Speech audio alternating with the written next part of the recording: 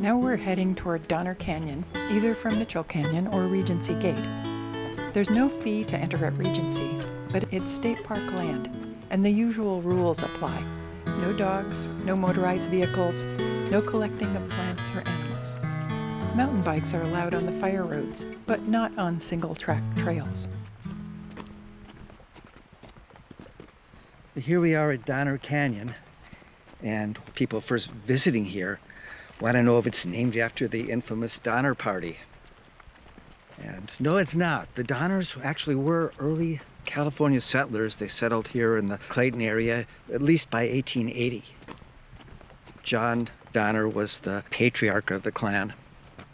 Evidently, the Donner's son fought a duel over the honor of his sister, whose honor was evidently besmirched by one of her paramours. And they fought a duel in the canyon, and the poor Donner's son was shot and killed. And in some of the old trail maps, Donner Canyon was known as Downer Canyon, which was a downer for the Donners, but then that was corrected. There was a lot of that going on. Back Canyon, its original name was Bagby Canyon. That never got changed. It's still Back Canyon today, but Donner Canyon is Donner Canyon. And I guess the lesson is the early map makers didn't have very good handwriting.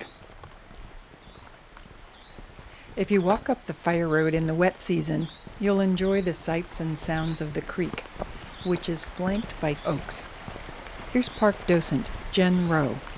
You get the valley oak, which are going to be right near the water, and they need the water. They're the largest oak in North America, and they're deciduous. You'll see their lobed leaves. Up on the hill to the right of the trail is a beautiful stand of blue oaks. They're the most drought tolerant of California's tree-sized oaks, and the fastest growing. Their acorns don't wait for spring rains to throw down roots. October rains are enough to get them started.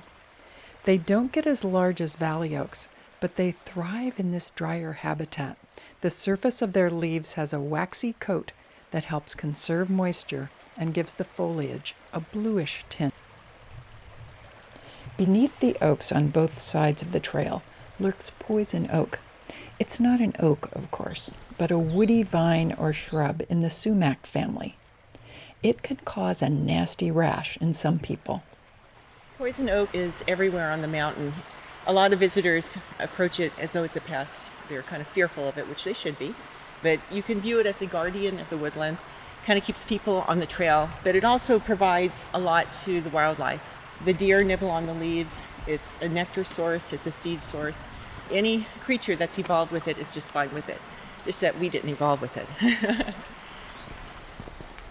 If you come here during the rainy season, poison oak is a beautiful color. Awful lot of trees, the leaves are reddish when they first unfurl. And there's a chemical in there, anthocyanin. It actually keeps the tender leaves from getting sunburned until they thicken up.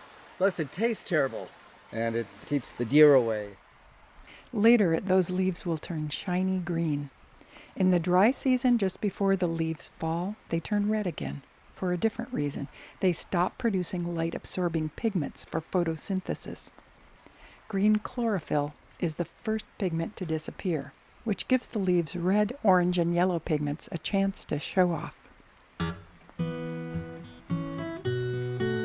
In segment 3, we'll learn about the horseman who blazed some of the trails on this side of the mountain, George Cardinet, Jr.